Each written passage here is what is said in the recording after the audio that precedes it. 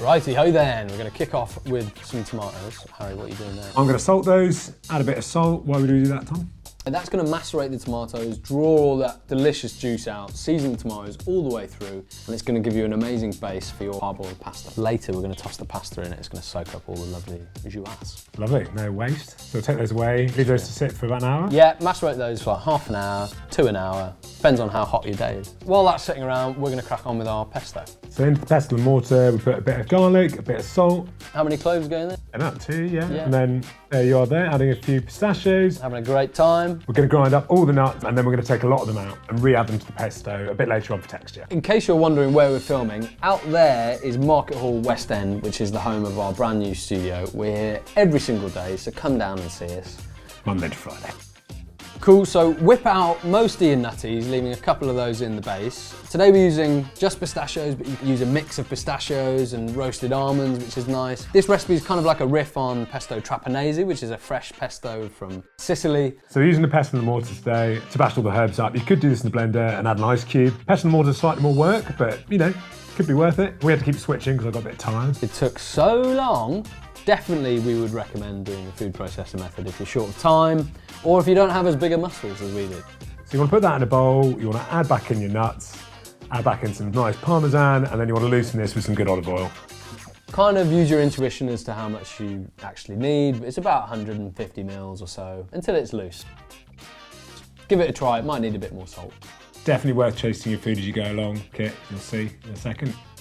Oh, perfectly seasoned, well done Ash. This is one of 8 amazing recipes from pasta, which is in the ingredients section, which is the second half of the book. We're bringing pasta salad back. We think it's a fantastic way to service a party.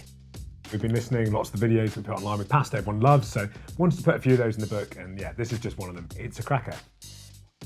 All right, so we've got our tomato water. We've just boiled some pasta, very al dente, and we're going to put that into the tomato juice, and Harry's going to give that a bit of a stir. Flicked a few out of the bowl, which you can't see here, but on the whole, I did quite a good job under Tom's watchful eye. Oh, that's a face that suggests otherwise.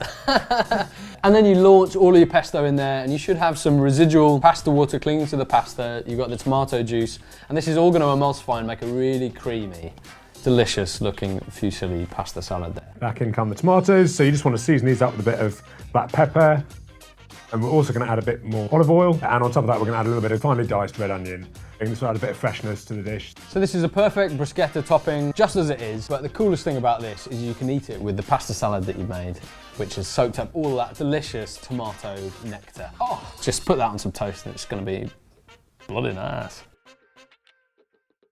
So my favourite thing about this dish is the way it's served. It's a real kind of central party piece. It's great for summer, getting loads of people around, you're having a barbecue.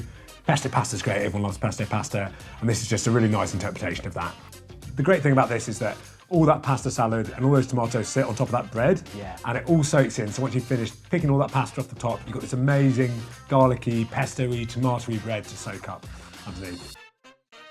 I'm actually really pleased this made it on the cover of the book. It's one of my favourite recipes. It's a veggie recipe, I'm veggie, but I really like the way it's served. It's not just a boring pasta salad served in a bowl. We've seen those, we've done that. Boring. And look, Twisted's not just about putting a twist on a classic, it's also about having a little bit of fun with the way that you serve your food. And if your pasta salad looks like a giant bruschetta flying around everywhere, you're probably having a good time, aren't you?